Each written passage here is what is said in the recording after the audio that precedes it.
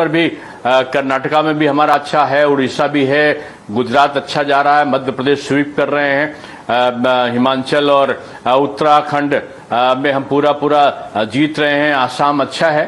तो आप अभी समय की प्रतीक्षा करें। मुझको लगता है कि महाराष्ट्र में, राजस्थान में थोड़ी सी और कंफर्टेबल मेजॉरिटी महाराष्ट्र में और राजस्थान में तो थोड़ी सी मुश्किलें हैं, उत्तर प्रदेश में मुश्किलें हैं। आप जहां अच्छा है सिर्फ उसको देख रहे हैं या जहां प्रॉब्लम है उसका भी कुछ एनालिसिस कर रहे हैं? और उत्तर प्रदेश में आपने कहा कुछ कारण थे, क्या कारण थे उत्तर प्रदेश में जो शुरुआती लीड्स इस तरह की आ रही हैं?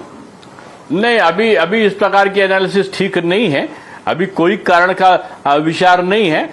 जो देखिए, बीजेपी तो एक ऐसी पार्टी है, जीतते हैं तब भी हम विश्लेषण करते हैं, और अगर हमारा कहीं अचीवमेंट से हम थोड़ा पीछे होते हैं तब भी हम विश्लेषण करते हैं। ये तो चुनाव के परिणामों के बाद की बातें आप कर रही हैं। मैं इतना ही कह सकता हूं कि अभी शुरुआती दौर है और हम अपने उस टारगेट को पाएंगे जो हमने लक्ष्य रखा है, और निश्चित रूप में एक अच्छी मेजॉरिटी के साथ में एनडीए की गवर्नमेंट भारत दिनेश शर्मा जी, आप क्योंकि महाराष्ट्र के प्रभारी भी हैं, प्रधानमंत्री बनेंगे, आपसे महाराष्ट्र के बारे में पूछना चाहती हूं। अभी एनसीपी थी हमारे साथ, उन्होंने कहा कि ये जो गद्दारी हुई है मैंडेट के साथ, उसका जवाब महाराष्ट्र की जनता दे रही है, महायुति को सबक सिखा रही है। नहीं, मुझको लगता है वो अभी गलतफहमी के शिकार हैं, और मैं फिर से रिपीट करूंगा कि वो बारामती में भी हारेंगे एनसीपी। और महाराष्ट्र में ये बात सही है कि कांटे की टक्कर है। शुरुआत से ही ये कांटे की टक्कर थी। पहले तो ये बताते थे कि बीजेपी केवल 4 सीट पाएगी, ऐसा ये बोलते थे विपक्ष के लोग, लेकिन आज मैं कह सकता हूं कि हम इनसे कहीं अधिक सीटें पाएंगे, और महाराष्ट्र में भी एक अच्छी लीड हमारे पास में आएगी। हाँ, ये बात अलग है कि शुरुआती दौर था, क्योंकि 2019 में जो एनसीपी ने और शिवसेना ने गद्दारी की थी बीजेपी के साथ में, और उसके बाद इनका विभाजन हुआ। विभाजन के बाद शिवसेना के पास में और एनसीपी अजित पवार जी के पास में अपने संगठन को खड़ा करने का भी समय कम था, इसलिए उनको वो संगठन को जब तक ठीक करें तब तक चुनाव आ गए।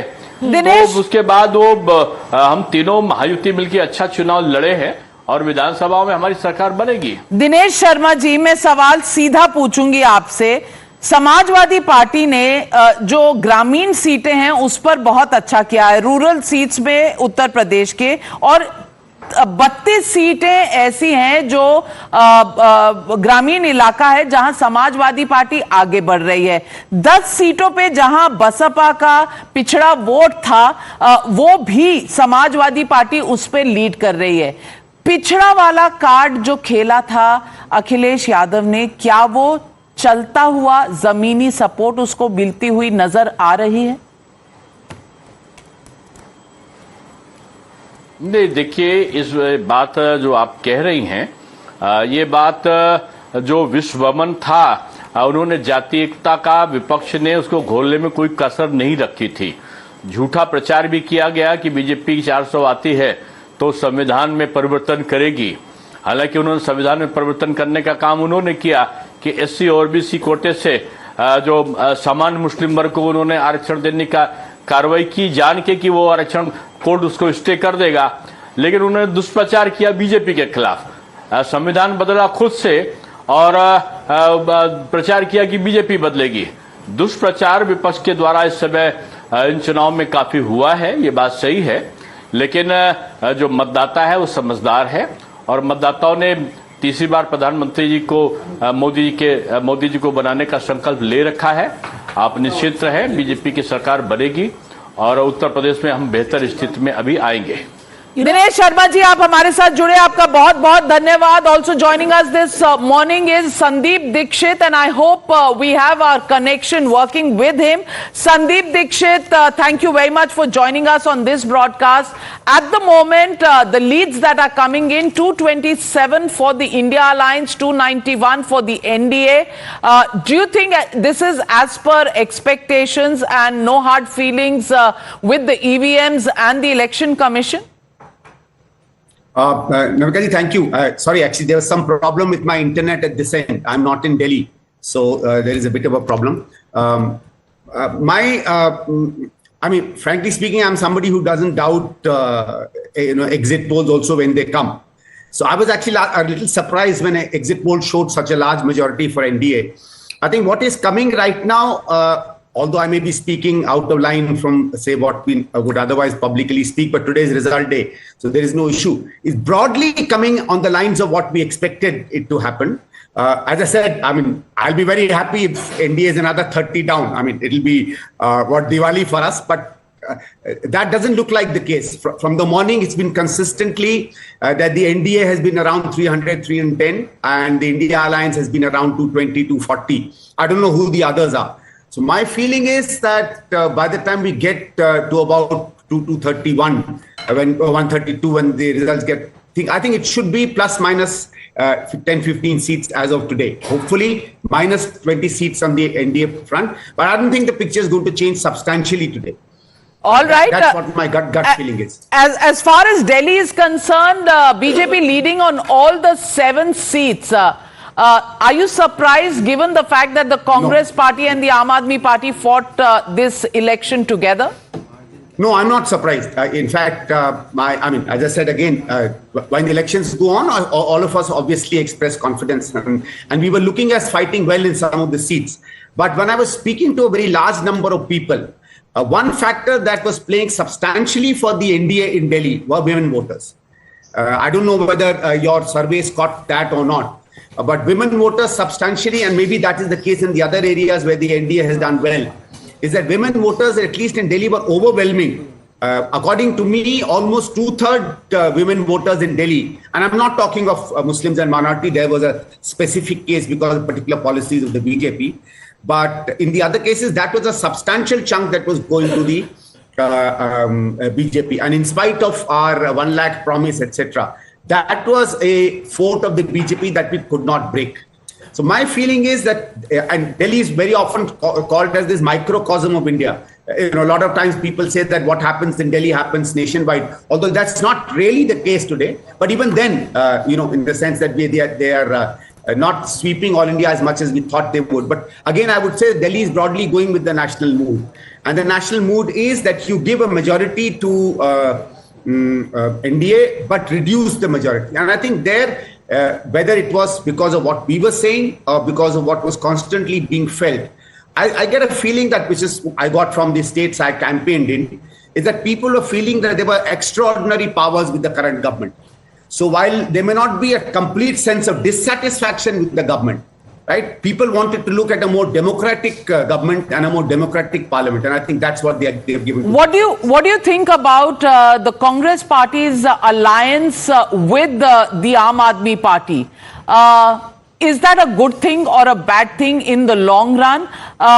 Yes, India Alliance is together, but is Aam Aadmi Party going to be a long-term spoiler as far as the Congress's grassroots votes are concerned, which has faced challenge from regional parties in many parts of the country? Oh yes. See, Navika ji, even if you see the current results, we may scrape through in 1 seat in Delhi. I mean, I'm hoping that constantly I'm getting news that Jayaprakash ji may be coming through in Chandigarh. In Chandni Chowk, he goes down, then he comes up again. In Punjab, BJP is not really a factor, and we are fighting separately from Aam Aadmi Party, and I think we're doing substantially well, reclaiming our space as the principal and the most important party in Punjab. So if you see in terms of Congress prospects, I don't think the alliance has done very greatly to Congress prospects with the Aam Aadmi Party. So here are the big leads. But the overall prospects of the fact that you give the image of a united front, the image of a united front that all parties against the BJP are coming together. I think for that, psychologically, it is good that even if parties who in the short term or in regional spaces are your enemies, or I won't say enemies, your competitors, they come together and you put up a united fight. Okay. But I'm saying this only in the context of Lok Sabha. My personal thing is only in the context of Lok Sabha. Jaiveer Shergill of the BJP now joins us. Jaiveer Shergill, Sandeep Dixit of the Congress says the mood of the country is that extraordinary numbers and extraordinary powers should not be given to anyone, which is why the BJP, even though it might be in the lead, is finding itself greatly tempered. And going down. Thank you and good morning. Firstly, I must declare I hold Mr. Dixit in very high regard. He's a fairly reasonable leader in Congress, which is a community in minority in the Congress. Having said that, see, three things are clear. One, Prime Minister will be swearing in for the third time as the Prime Minister of India. Number two, Prime Minister will unfurl the flag Tiranga at Red Fort on 15th August 2024. Number three, that Congress may get the leader of opposition status. Today, look at the difference in narrative. BJP will be celebrating formation of the government for the third time. Congress, for some odd reason, is celebrating increasing their tally from 50 to 80. Mr. Rahul Gandhi yesterday was listening to Sidhu Moosewala song 295. But I can tell you with utmost determination and commitment that after 12 o'clock, Rahul Gandhi will be listening to Pankaj Udas's ghazals after seeing Prime Minister swearing in for the third time. That is the reality. Now, BJP, the narrative in the media since the morning and the numbers in the trend show this. BJP was fighting against its own track record of 2014 and 19. BJP was in competition with itself. BJP was fighting on the basis of the will and the trust of the people. On the other hand, Congress was fighting the election on the praise and the cheerleading of ministers from Pakistan. So the criticism of the BJP today is, will you be able to break the record of 2014 and 19? The question to the Congress is, has the Congress shrunk to that level where they are politically frustrated and celebrating a jump of 30 odd seats? Okay, Mr. Dixit was waving at you. I think he wants to respond as well. Then best of luck. He was waving you high. Mr. Dixit. No, actually, my wave was just to say hello to Mr. Shergill. Do you agree? Do you agree with what Jaivir Shergill is saying about the Congress party? No. And I think, Jaivir, I mean, I have a same sense of regard for you. I think this is a time to look at results. And I think you're winning the election, so be graceful enough to look at the fact that you may perhaps not performed as well as you wanted to. Your people are not supporting you to the manner in which you thought your governments have performed. And please remember, it will always be the role of the opposition to take out whatever chinks we find in your armor. I've always, for example, I very often said that one of the most exemplary leaders of the opposition was Narendra Modi. In the 10 years when we had our government, he put up the stiffest opposition against us and opposed us on all fronts. So, I don't think you should blame and look at the opposition about as far as what is they're doing. I think it's an important time for, in case you win the election, we still have 3 or 4 hours to go. We still have about 20-30 seats that hopefully, I would say, would duck down, although my logic would say it won't, and therefore maybe you're forming the government. But I think it's time for you to think that in spite of the fact that you maintain that nobody's ever worked as much as you did, you've also made forays into some states. There are a couple of seats in the south that you moved into. You have opened up new frontiers. Some of your strongest bases, and except for Madhya Pradesh and maybe Gujarat, I don't know what the Gujarat results are, in almost all your strong bases, you're weakening. And one final point, Jaivir, I would just like to put to you and to the others. BJP always performs better when it comes to Lok Sabha and does much worse when it comes to Vidhan Sabha. 4 जून 2024 ये तारीख भारत का भविष्य तय करने जा रही है। 4 जून नरेंद्र मोदी हिंदुस्तान के प्रधानमंत्री नहीं रहेंगे।